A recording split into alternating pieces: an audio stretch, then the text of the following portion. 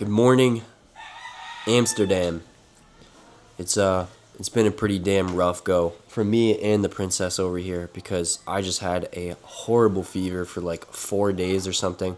I told myself too. I was like, I probably won't get sick this year. I've been so active. I've been eating great. A lot. I live in the Philippines now, so it's like sunlight and warm weather. My immune system isn't taxed, so I was feeling pretty good about things. And sure enough, man, I got whatever's going around, and it was bad. Every time I get sick again, I always tell myself like, "Oh, this is the sickest I've ever been. I can't believe this." Actually, let me tell you guys about both the best and the worst times of my life. I'd say the best time of my life, honestly, is now. I really would. Of being in the Philippines, starting a new life here. Yeah, I would say this is probably the best point of my life. I would. The worst point of my life was when I had COVID 6 years ago, and I'm actually still dealing with something from that, which I'll talk about in a minute, which I'm going to be dealing with for the rest of my life, by the way. Man, when I had COVID, I was sick in bed for 11 days, and I had a fever for 6 of them, and like the worst headache and body aches and fatigue. I didn't even know a human could possibly feel that bad, like to really be that sick. It was the darkest time of my life. There was one point there on like day 5 or day 6 where I honestly thought I was gonna die. I had a thermometer.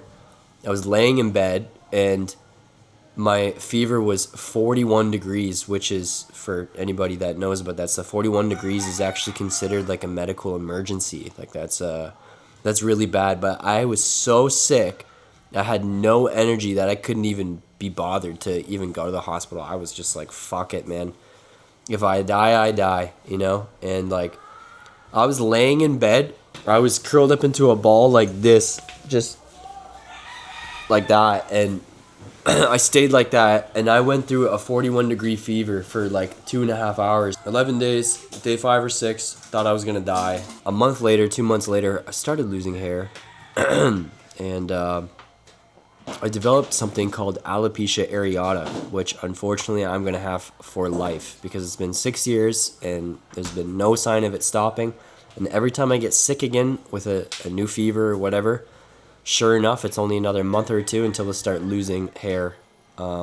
It's just in diffuse patches around my head, but I'm even losing hair on my legs now and everything. Before I left to come here to the Philippines, I was losing my eyebrows, my beard, everything. Thank God that stopped, because if you lose your eyebrows or your beard as a man, like, it's just game over for you. So the hair I can deal with, but I never actually showed you guys this. I'll show you this now. I'm sure you probably noticed in the video, but so you can kind of see there, but I'm gonna show you guys this. Check this out. So this is alopecia areata, and it's there's 3 different kinds of alopecia. There's areata, which is the most minimal one, which is just diffuse hair loss. It can still get really bad and out of control. So I've got this all over my body. Sometimes it's really bad, sometimes it's really good, but this episode has been lasting years now. So I've just accepted my fate. Like, this is just how shit's gonna be, man. So, but it's cool. Whatever, man. Throw a hat on and just be done with it. Carry on with your life. I used to be really depressed about it. During my last trip to the Philippines, I remember like waking up in the middle of the night when I still had hair, but it was leaving me at an alarming rate. Waking up in the middle of the night, like, how the fuck could this be happening to me? Like, why me? 2 out of 100 people get alopecia areata in their life, and I'm gonna be one of them. So that was upsetting, man. That was a hard pill to swallow, but got over it. Usually I keep my head buzzed pretty short so you can't see it, but my hair's been long right now because I've been sick and whatever. I already probably lost about 5 pounds from being so active and constantly sweating here in the Philippines, playing sports and just being outside every day, which I can't afford to lose any weight. I'm already an underweight guy as it is. But this fever, I'm sure I just lost another 5 pounds easily. You think I did? Maybe, yeah. Yeah, definitely. In 32 years of being alive, the worst points of my life have all been when I was sick, because I've always had like a weak, compromised immune system, and I'm sure that I know what it is, and it's because I coddle my immune system, because I eat okay. I'm pretty active. You know, I try to keep a positive mental, all these things. And but the one thing that I do and have always done, even since being a kid, is I'm a germaphobe, man. Like even when I go outside, like if I'm in a mall or something, like you would not catch me dead holding on to the escalator or like touching door handles and stuff like ugh, like but you are actually doing more harm to your body than good by being like that, you know? Because I know people that will go open the mall door handles with their hands and then go scarf down a burger with the same dirty ass unwashed hands. And yet they never get sick, right? Like it seems like the people that are total dirt bags, scumbags, are the ones with the best immune systems. But if you're like me, you coddle your immune system, you wash your hands 20 times a day, every single time you come in or you're done handling money or anything like that, yeah, that comes down hard on you, man, and you pay the price for that. And I think that I'm perfect proof of that because I'm certain that this is why I get sick so frequently and it hits me so much harder than other people. Anyway, sorry for the rant, my friends. Let's get back on track. But I'm hosting a badminton tournament on Friday. That is going to be fun. It's just a casual tournament, but yeah, I can't wait for that. So I'll make sure I film some of that. All these rackets. Coach has all the kids running. This is our little badminton community here. Coach is really awesome. He provides water for the kids like every single day, which is really cool of him. We've got a pretty good system going where like I order the shuttles and sell the shuttles at a really discounted rate where I'm losing money, but keeps the community happy. And then the nets are mine, so I bring out the nets every day.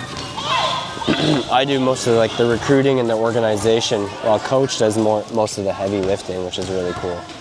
So this is Coach here. Coach is awesome. He's an amazing badminton player, and yeah, he does a lot. So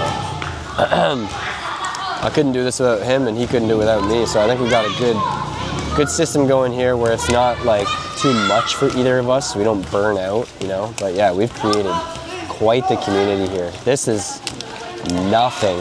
What's up, everyone? Here with the community, about to start the badminton tournament. Coach is just saying a word. Hold on, I'm gonna get somebody to film for me.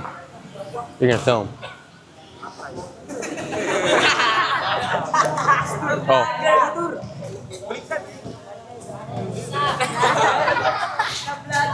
Working? Hi, everyone. Welcome to the Mangahan badminton community. I want to thank you guys all for being here, and it's an awesome community that we started here. It started with absolutely nobody. It was just Cian and his brother and a couple other people playing badminton here. Now there's like, what, close to 40 of us, 45. We've had one casual tournament before. This is our first real tournament.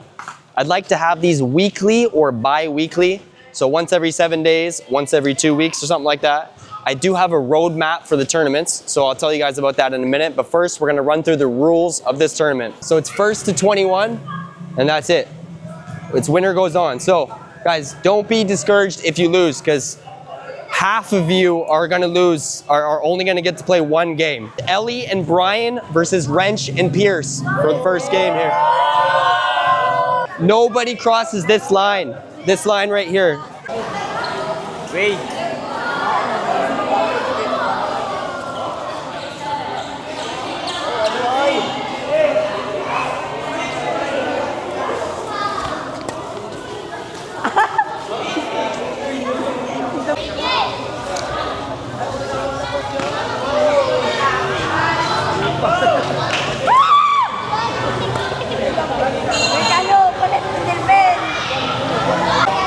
Kind of crazy to think that I'm the one that started this, you know?